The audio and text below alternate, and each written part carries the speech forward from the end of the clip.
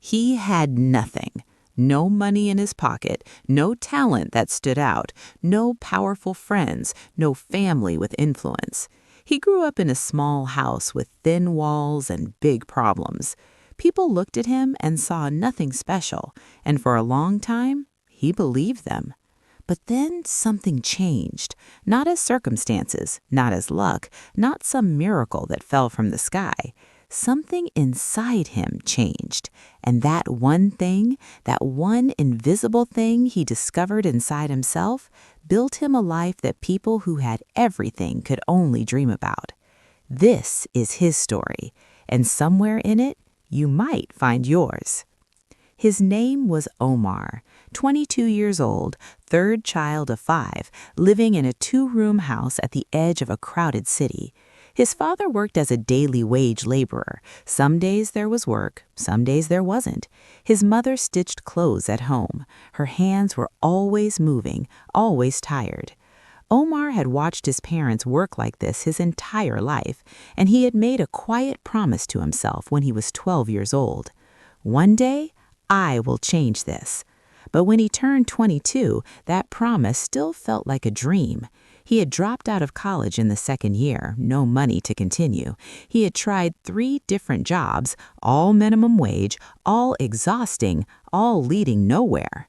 He wasn't particularly good at anything that paid well. He couldn't code, couldn't design, couldn't speak confidently in front of people. His English was basic. His network was 0. Every time he applied for something better, the answer was rejection.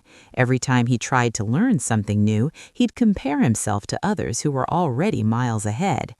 They started earlier, they had better resources, they went to better schools. And slowly, the gap between his dream and his reality began to feel impossible to cross. He started sleeping late, waking up later. Days blurred together. He told himself he was figuring things out, but really, he was hiding. One evening, Omar's older cousin came to visit. This cousin had a good job, nice clothes, drove a car. They sat together after dinner, and the cousin, trying to be helpful, said something that cut deep. Omar, you need to be realistic. Not everyone is meant for big things. Maybe find something stable, something simple, accept where you are. Omar didn't argue. He just nodded, smiled politely. But inside, something broke. That night, he couldn't sleep. He lay in the dark staring at the ceiling of the small room he shared with his 2 brothers. The words kept repeating, "Not everyone is meant for big things." He thought about his parents, his father's cracked hands, his mother's tired eyes. He thought about the promise he made to himself when he was 12, and he asked himself the most honest question he had ever asked. Have I really tried, or have I just been waiting for the right conditions? The answer came like a punch to the chest. He hadn't really tried. He had tried a little, given up a little, complained a little, waited a little, but he had never truly committed, never gone all in, never decided that failure was not an option. He had been waiting for talent to appear, waiting for money to arrive, waiting for someone to give him a chance, but nobody was coming. No one was going to knock on his door and hand him a better life. If it was going to happen, he was going to have to build it himself with whatever he had, which right now felt like almost nothing. The next morning, Omar woke up before sunrise. He didn't know why, he just couldn't stay in bed. He walked outside. The street was empty. The air was cold.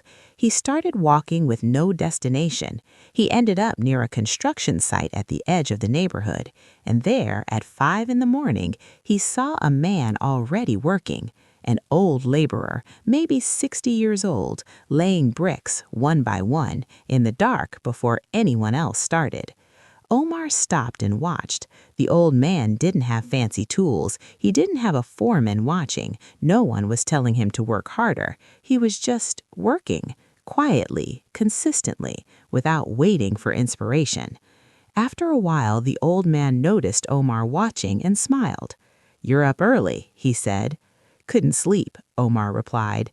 The old man nodded, kept working. "I've been doing this for 40 years," he said after a pause, "laying bricks." Omar looked at the building rising above them. "Did you build all of this?" The old man smiled. "Not just this. 4 buildings on this street, 2 on the next." He placed another brick with practiced precision. "People drive past these buildings every day. They think some rich man built them." He looked at Omar. "But it was just me, 1 brick at a time, every morning before the sun came up." He looked directly at Omar. "Son, the world doesn't care about your talent. It doesn't care about your connections. It doesn't even care about your money." He tapped his chest. "It only rewards one thing: showing up every day without excuses." He turned back to his bricks. "Go build your wall," he said quietly, "1 brick at a time." Omar walked home slowly. The sun was beginning to rise over the city, and something inside him had shifted. He kept thinking about the old man's words, 1 brick at a time. He thought about how he had been approaching his life, looking at the entire wall, feeling overwhelmed, deciding it was too big to build. But the old man never looked at the whole building. He just laid the next brick. Omar went home, sat at the small desk in the corner of his room, and he made a decision. Not a grand announcement, not a dramatic promise, just a quiet, firm decision. He would show up every single day. He didn't know what he was building yet, but he would start laying bricks. He opened his phone and thought about the one skill he had always been curious about but never committed to: selling, convincing people, communicating. Not fancy skills, not technical skills, but skills that didn't require a degree, didn't require money, didn't require a network, just practice and showing up. He found free videos online, started watching, started learning. 1 hour every morning before work. It felt small, pointless even, but he showed up the next day and the day after that. He started practicing in front of a mirror. His words were clumsy, his confidence was low. He showed up anyway. 3 weeks in, he felt like quitting. Nothing had changed yet, no results, no rewards, no signs that it was working. But he thought of the old man. Did he see the building after the first brick? No, he just laid another one. So Omar laid another brick. 1 more day, 1 more hour, 1 more session. Then something small happened. He helped a neighbor negotiate a price for some goods. The neighbor was amazed, saved 2,000 rupees because of Omar's words. It was nothing, but it was something. A brick had held. He kept going. 2 years later, Omar ran a small business but growing business. He helped local shop owners with their sales and communication. He trained young people in basic business skills. He wasn't wealthy, not yet, but he was moving, building, growing. His parents had stopped worrying about rent. His father's hands still worked, but now Omar helped carry the weight. And looking back, he could trace every single thing in his life back to that one morning at the construction site. Not to a talent he discovered, not to money that arrived, not to a connection that opened a door, but to a decision, the decision to show up every single day without waiting for conditions to be perfect. Because conditions are never perfect for anyone. The people who succeed don't succeed because they had more. They succeed because they stopped waiting for more and started working with what they had. Omar had no money, but he had time in the morning. He had no talent, but he had the ability to practice. He had no connections, but he had the courage to start conversations. He had no resources, but he had the one thing that no one can give you and no one can take away: consistency. Showing up when no one is watching, working when you don't feel like it, laying the brick even when you can't see the building yet. That is the thing that builds lives. Not talent, not luck, not connections. Daily, quiet, relentless effort. 1 brick every day, until one day you look up and you realize you've built something that didn't exist before, something only you could have built because only you showed up every day to build it. Right now, you might be looking at your life and feeling like Omar felt that night, like you don't have enough, not enough talent, not enough money, not enough connections, not enough time. And maybe that's true. Maybe you don't have those things. But let me ask you something. Did you show up today? Did you lay one brick?